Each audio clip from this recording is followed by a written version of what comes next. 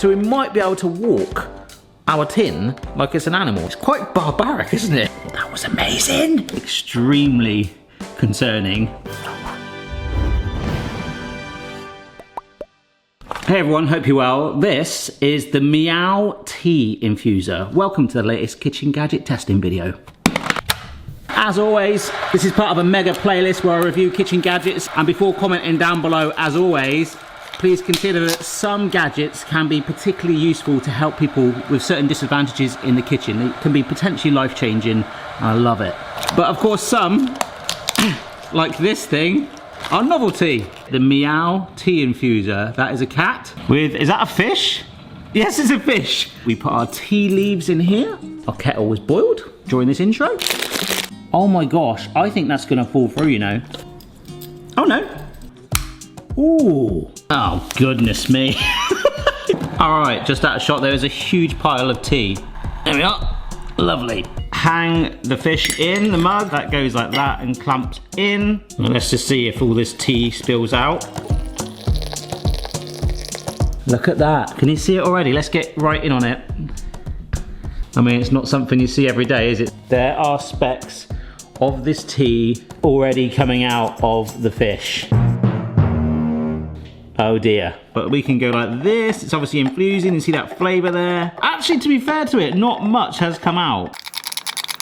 Oh my gosh, the cat fell in as well. Ah.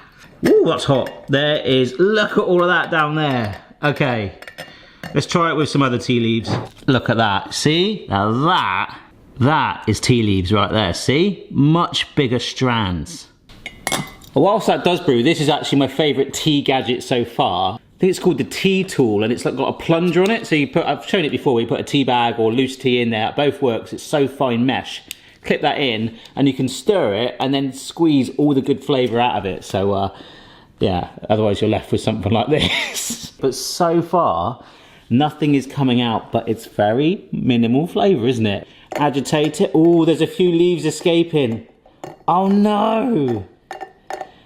I feel like this is one of the worst ones. Like for example, the poo emoji one where it was a bottom and then literally a silicone poo. That had really, really fine holes. A little bit like the mesh on the tea tool where nothing can come out. Look. A novelty gadget still, in my mind. It could be as novelty as it likes, but it needs to work. Just brushed my teeth, so both of these are going to taste very interesting indeed, but there are indeed some leaves floating around. And I'm just going to leaf them in there. Yes. Tastes like tea, but slightly more intense. Ooh, that's weaker. I prefer that, if anything, but I'll have a coffee, please. Cheers. Right, next one. All right, for two of the gadgets today, we're going to need a saucepan with water. That is 2 chicken breasts, which we are going to poach, which is actually a really, really cool way to cook chicken. But whilst that's cooking away, move on to something else. By Oxo Grid Grips, this is not just any tin opener. What stood out to me is, look, it's got some crazy like window thing, and apparently that is useful. Is it? So basically, it's a can opener, or I call them a tin opener, with a lock. This button will, unless you press that, it will just hold it in place. So we might be able to walk our tin like it's an animal, like a dog on a lead. So that is the window for quick alignment of the opener to the tin. Ooh, go on. There we go. And now I can walk around. I feel like I do this a lot in gadget videos. I do this sort of thing. I can do this. Walk around with my tin can. Take it out. Take it to the cinema. Ooh, but that is a really nice motion on there. Nice fat handles, and you can get the grip right down there. Soft grip. The blade thing for the tin opener just went over the ring pull, so it's like, oh, excuse me. So, hey, isn't that my job? If I press this, we can lift, by raising that slightly higher, the lid comes off, but it is stuck to the magnet. And again, I can go into taking my tin can lid to the cinema with me. I don't know what film a tin... Oh, I'd want to watch The Tin Man, wouldn't it? Oh my gosh. And then if we press this down...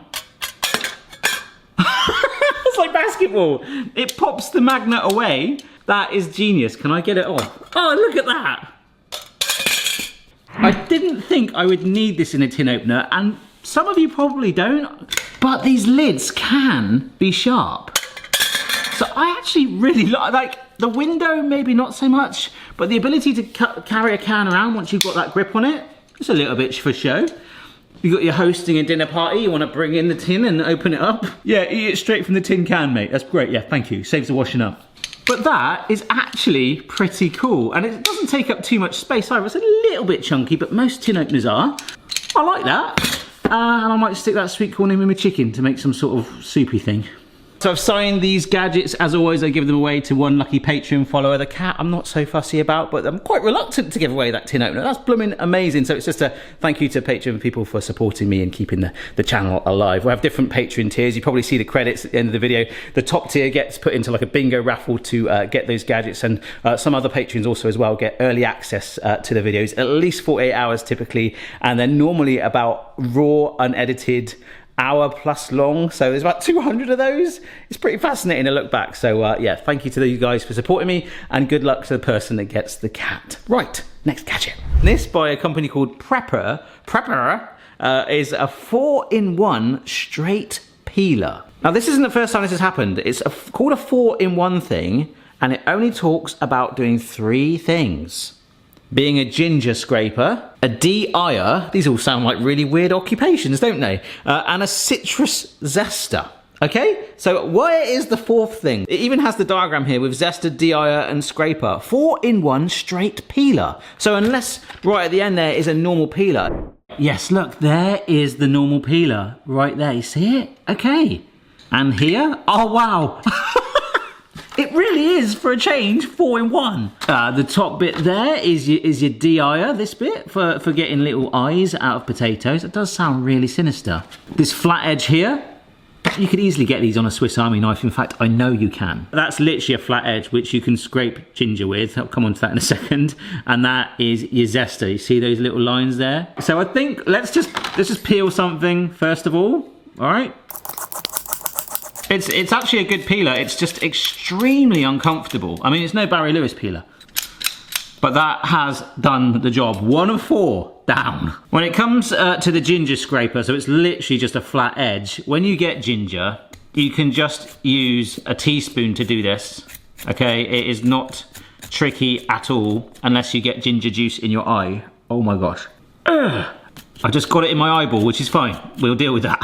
That is working, but I feel like I say, as long as you've got a flat edge, a teaspoon is fine. So it's a little bit of a free one. You've heard of The Hills Have Eyes, the film? God, that really haunted my dreams for a while. Actually, I'm gonna be completely honest with you. There was a summer camp I used to work on in America, and I went out to like, probably about half a mile out to water on this lake, right? On this woodland. We used it every summer on our camp. And I was told the other day that a couple of years ago, someone dumped a nuisance alligator in that lake. And I have genuinely been having nightmares about that. Have anyone's got any tips for getting over nightmares? I was like, because I was out in the middle of this lake with like 8 kids, like being a lifeguard, with like a little noodle. And I keep getting these flashbacks going, oh my gosh. If an alligator came along, like what the, I mean, I don't even want to talk about it, it makes me feel, ugh. Actually, much prefer The Hills Have Eyes. Anyhow, Potato Has Eyes is probably more my level of film. But basically, the eye thing is this kind of like triangular bit there like that. And you can just pop in like that, lift it out like so, and catch it on there, all right? I mean, I never ever bother to do this, but if you want to, you can. 3 out of the 4, right. The zester peeler thing for nice little strands. You see that? The 4 holes. Oh, you know the look I'm going for. In fact, you've got it on the cover there. If I just take that off, it might be slightly less reflective. You see that? They're trying to peel like nice little, more like a garnish, you know, for the zest. Ow. Oh, is it right-handed? It is. I'm having to push it really, really weird. It is working, but it needs to come this way. It's not left-handed. Oh my gosh. So I have to push it away from me. Let me try and do it right-handed. The struggle is real. Like, I mean, I'm sure right-handed people do this when they try and do something with their left hand. This is really hard. Look at this, eh? I am ambidextrous. I can do hardly anything with both hands. I do cut with my right, but this feels really, really uncomfortable for me. But as a right-handed person, you can see the shards, the strands, the little hair. But that, I think, just about works. I mean, we've ended on probably the worst one, but if that doesn't give you the evidence that it has worked with those sort of scratch lines down it, 4-in-1, baby. That's actually pretty cool. All right, so why have I been poaching this chicken? Well, this actually came up as an advert on my Instagram, so I was just like, oh, I'm gonna order that, and it arrived like this. It just fell out when I opened the actual parcel that arrived. Like, what's this? Like, oh, it's that thing. And hopefully, where is it? Okay, is this it? No, I need to get this off. Oh, it's very well tight on there. I actually don't know what I'm gonna uncover. Oh, yes, I am. It's true, I am going to uncover some spikes. I was a bit worried. These are spikes that are plastic and extremely sharp, to be fair, that are going to shred our chicken. It is a very simple device. There are no instructions on there. It's by a company called Nawazgee, Nawazgee, Nawazgee. Chicken shredder, easy to use, fast cleanup, portable and multifunctional. I don't want to think about how multifunctional this could be. That scares me. I'm going down alligator territory again. I'm just going to try and shred my chicken. I'm going to give it a bloomin' good wash first. But hopefully, rather than using those meat claws or, of course, just 2 forks, we are going to... Oh my gosh. We're going to put the chicken in there. It's quite barbaric, isn't it? Now let's just do 1 chicken breast, actually. I'm going to push that on there. Press that down. There's nothing that lines up with it. You literally just have to... Ooh. And then... My gut feeling is that it's just going to go around the same bit and not spread out and be shredded. So we'll give it every possible. We'll go clockwise. Then we'll go anti-clockwise. And there's a bit of red plastic there. Yeah. Come on. Come on. Are we ready? It's like a weird sort of residue that's appeared. Is that plastic powder? I'm not going to want to eat this chicken. Oh my gosh, what is going on? Right. I don't know about this. There are no actual pieces of chicken with plastic on it. I'm going to be fair to it. Ow! Oh, I forget there's spikes in there. They've held their shape, but they've started to go a bit transparent where they're weakening. So the actual spikes on the end of each of these could go into your chicken. It's just a little bit worrying because I think after 1 more use, there's going to be plastic in your chicken if there isn't in some of that anyway. I'm really worried there's a sort of like weird powder that sort of appeared around here that I could wipe off. And it is, and I've got it on my finger like that, slightly more red, like the colour of the plastic, where it's grinded off. That is extremely concerning. So I'm not going to touch that again. And I do not endorse this version. There might be a better version of that, but maybe stick to some forks. Yeah, I'm just warming the stock up that we've just made with that chicken, wiping down, and the random specks of plastic that I have collected. Yeah, I don't endorse that one. Anyhow, this is by Monkey Business. That's quite cool. The spaghetti. It is a pasta serving tool, filling your kitchen with flavour. Basically, it is a device for removing spaghetti, and it is designed. It doesn't feel very comfortable, but you allow that because the contouring, okay, the ergonomics of this make you realise that this is designed to feel like spaghetti. It is insanely uncomfortable. Like, it's like, what? You don't want this to contour to your hand? But apparently, this thing, you can probably see it there if I pop it out there. Look, it's alive. It's designed to just hook out your spaghetti and grab it like said drawing. That is basically it. I normally just use tongs. All right, M&M, cooking up your mum's spaghetti in that chicken stock that we had left over. So I'm just cooking this to package instructions and we'll see if this does work. So sometimes we use the tongs, and there I'm getting a good amount there in one lift. Look at that. All right. I guess this is how we're gonna judge this. This thing, which is pretty much identical to that. So you can hook right in and get a good old amount. Oh, it fell out. Gotta be fair to it. We're going again and straight onto a plate like that. I would say a fraction more. And last up, the spaghetti. We're gonna go in and lift that up like that. Oh! Oh my gosh. That was heavier. There was actually slight, probably doesn't look it. There is, I would say 10% more spaghetti on that plate, which is of course really important if you've got a busy lifestyle. That one extra 10% on that shovel will help you. It'll save you hours over a... I'm literally clutching at straws. Do you need this? No. Is it quirky? And if you need a spaghetti lifter anyway, you know, rather than a slotted spoony kind of, like, well, than one of these, although that is more multi-function, you can lift an egg out of that because you got that. Ow! Fudge! Fun looking thing though. Right, let's make a salad dressing. So this by Chef'n, which has fallen apart in my gadget box over the years. It's even got famous inventor David Holcomb on there, see? That's how old it is, because on recent one, we saw that he'd gone. We'll do some digging, all right? This is called the emulster. And what I love about it is actually like a jug that you take the lid off, okay? And it's got measurements. We've had something similar to that before with the measurements on there, so it gives you some ideas for recipes with the exact dots on where to stop. Can you see those green dots, right? Tells you the exact measurements, and then you can make your dressing, keep it in the fridge or whatever. But the really cool thing, it sort of makes this vortex thing. You screw it on there. Once all your ingredients are in through the lid, oh, there we go. That comes off, right. Woo. You add your ingredients through there. That then goes on there as, remember that really steep olive oil we had the other day where it had the delicate pourer? It can then go out of there, pour from here. But this is the cool thing. Look, watch this.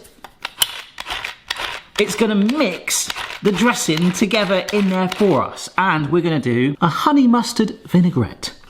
And it's given me the levels here. So the first thing is white vinegar. And this olive oil, chopped garlic, a bit of salt, Dijon mustard going in there. 1 bit of honey. And I don't know if the camera's showing this, hopefully it is. That is a really weird concoction going on in there right now. Let's see if this spins it up.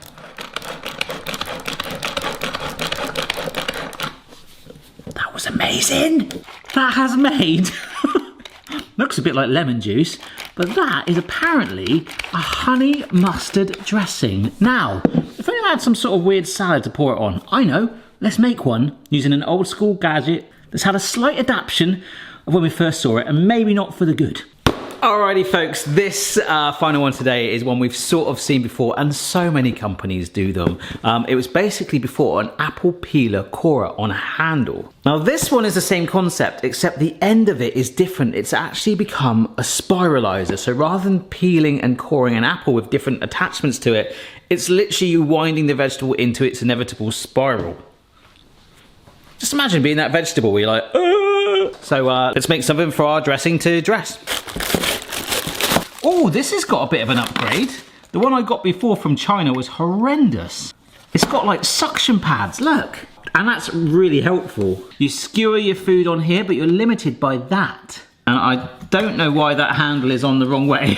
And it does actually come with a wider blade. So if the one that's on there at the moment, the gaps, if you can see this one, there's another one in between each one, so you get it thinner like spaghetti. So apparently, we just pop it out like that. First impressions are it looks quite cheap and budget, but there are some things like that clamp where that actually is a lot better than ones I've seen before. That's better. All right, so I've got a selection of things behind me here. The only thing is you are governed by that distance there. So I am gonna have to slice off the end slightly, which is good because then you get a flat edge to puncture it. Oh my gosh, look at those curls. I am making a gigantic carrot spring. Is that where it ends? That's where it ends because it has hit the stump. Look. You are left with a little carrot core. Springy carrots. Now, the other day I said how I could just easily eat a bowl of bean sprouts. I love courgette, which we'll do in a second. A big bowl of that with balsamic vinegar on it. Oh my gosh. Well, maybe that dressing. It's like simplicity, but this is awesome. Look at that. Absolutely incredible. I love it. Simplicity at its best. Okay, aubergine, that's way too big. Tough to, I've never really wanted to spiralize one of these before. Oh look, it's lost it. I thought that would happen. I was like, that's like a big courgette. It's mushy. Or should I change my blade? Let's give it a chance.